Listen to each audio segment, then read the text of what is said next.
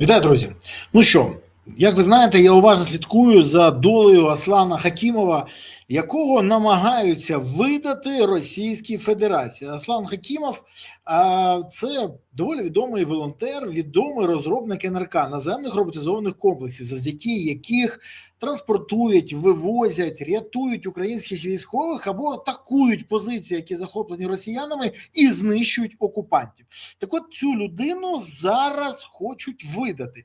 Попри те, що це протирічить всім домовленостям і договорам, які підписала Україна, попри те, що це протирічить здоровому глузду. Бо людина, яка забезпечує потреби Збройним силам України, що вона повинна під тортурами видати всі креслення і все інше, і щоб ці НРК працювали на Росію? Знаєте, в мене багато запитань, особливо до тих, хто узгодив цю тему. Але остання історія, а саме те, що вкинули, що він начебто представник ІДІЛ, показує, що, на жаль, методи що українські спецслужби, що російських дуже схожі.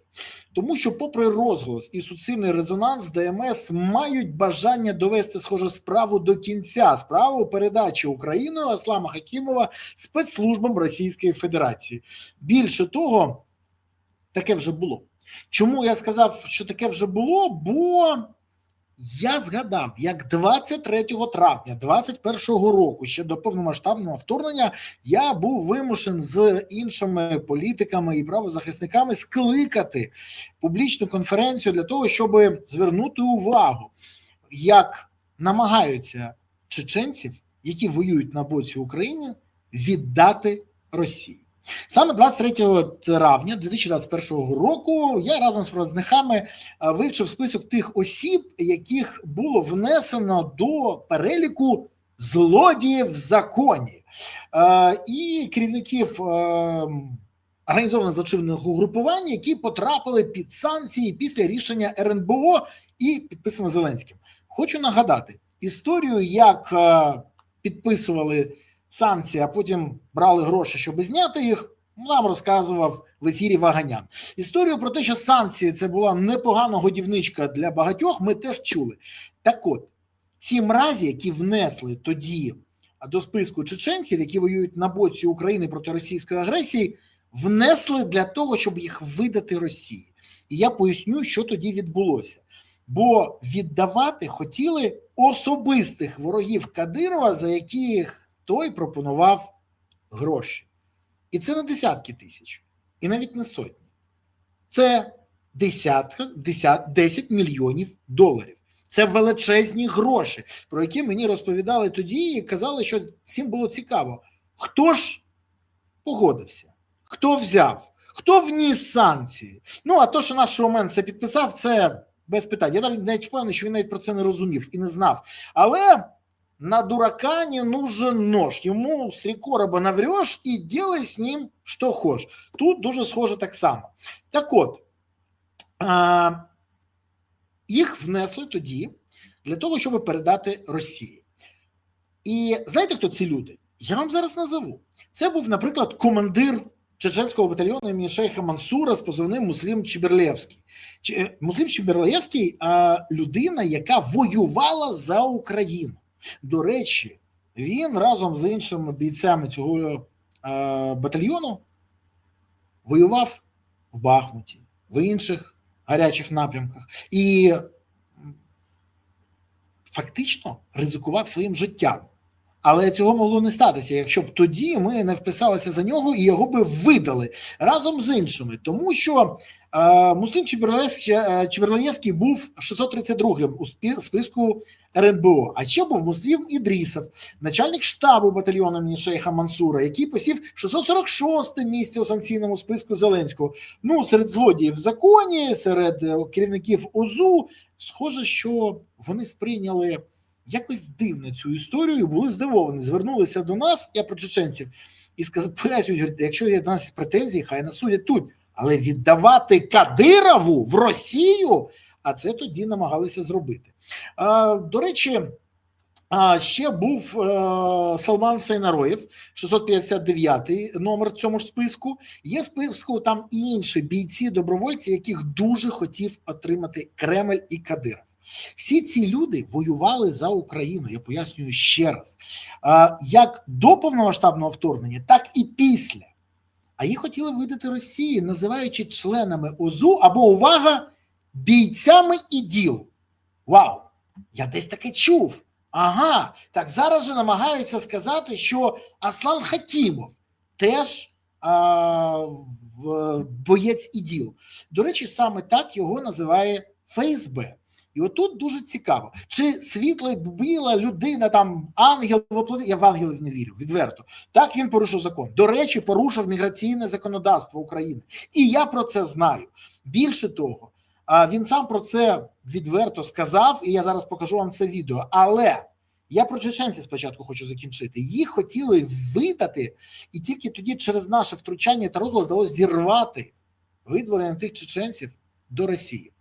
Зараз Аслан зміг записати відео, знаходячись фактично в ізоляторі ДМС.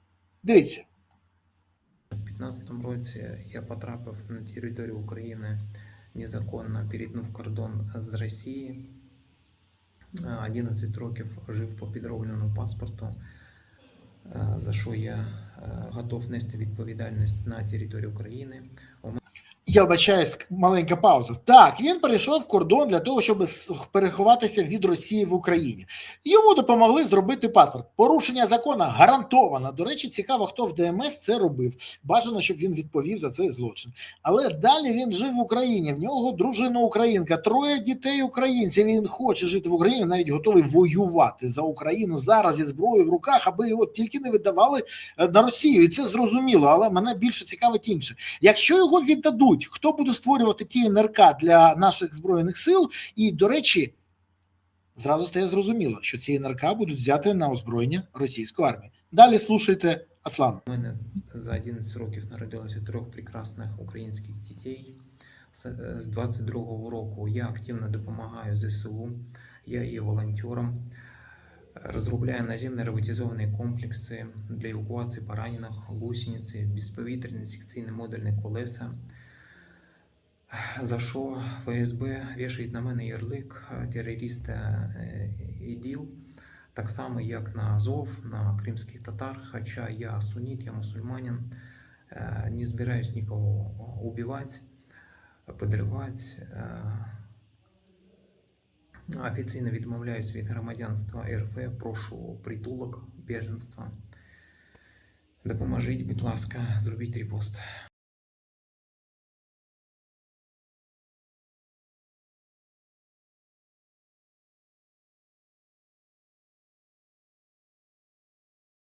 Вибачте, ну що я можу сказати? Людина визнає, що вона порушила закон. Вона готова відповідати згідно законів України. Більше того, вона готова, дійсно готова прийняти будь-яке рішення України, а не беззаконня Росії. І тут ставлять запитання, якщо він так допомагав ЗСУ, а чому ЗСУ не вписується за нього? Так пишуть дописи, відео. Одно з цих відео я зараз вам продемонструю.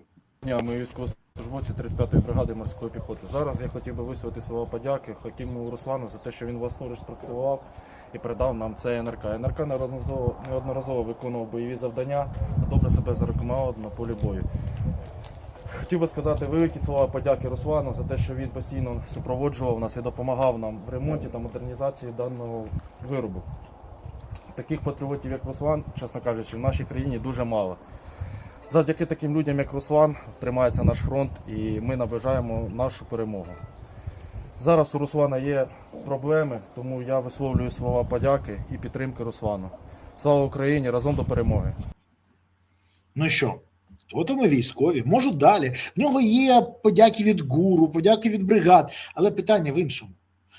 Якщо за бійців батальйону імені Шейха Мансура Кадиров платив гроші, і ці гроші, скоріше все, хтось взяв, то хтось взяв гроші і за Аслана? Я не знаю, в якій структурі, але така наполегливість і намагання якомога скоріше його викинути з України, попри те, що це шкодить країні, ну, наводить на роздум. Давайте відверто. Це питання національної безпеки, і мені здається, що це не лише історія про те, що хтось хоче підзаробити. На думку експертів і правоохоронців, оця історія сталася не випадково. Це або частина домовленості влади з росіянами, яка показує, що Шуфрича можна випустити, а Аслана треба передати Росії. Це, наприклад, історія, що хтось взяв гроші від ФСБ за це, або у Кадирова, бо Кадиров дуже зацікавлений повернути цю людину до Росії. А що буде далі, всі знають. В мене немає інформації з цього приводу, хто саме брав, скільки, як. Але якщо щось виглядає як качка, ходить як качка і крякає як качка, то це і є качка. Я сподіваюся, ніхто з цим не буде сперечатися. І тепер ми знову спостерігаємо, як хочуть видати Росії розробники НРК, яким користується ЗСУ. У мене питання, це саботаж, держзрада чи щось більше? Або, може, просто тупість і звичайна корупція? Не знаю, напишіть в коментарях, як ви вважаєте. І мені обґрунтовано вважається, що Україні оця видача буде точно не на користь. Тому порушив закон в Україні, хай відповідає в Україні. Але посилювати ворога? З якого переляку? Тож, давайте уважно слідкувати. Бо Львівський Галицький суд погодив видачу, ДМС наполягає, СБУ телефонує дружині Аслана і лякає її. В мене питання, а що це відбувається? Напишіть в коментарях, що ви думаєте. Але якщо Аслана видадуть, ну фактично, це навмисне шкідництво в інтересах ворога. Інших думок в мене на цю тему немає. Напишіть, чи погоджуєтесь ви зі мною чи ні. Дякую вам, тримайтесь, все буде Україна. Дякую, що підписались, поставили вподобайки, коментували, поширили. Дякую, що написали свої думки, але окремо подяка за те, що підтримуєте ЗСУ, за те, що донатите на ЗСУ, допомагаєте ЗСУ, підтримуєте ЗСУ, приєднуйтесь до ЗСУ. Бо ЗСУ – це єдина сила, яка запорукує того, що Україна майбутнє. Є ЗСУ, є майбутнє. Тож гуртуємось навколо інтересів ЗСУ, щоб у України все ж таки було гідне майбутнє. Дякую вам. Па-па.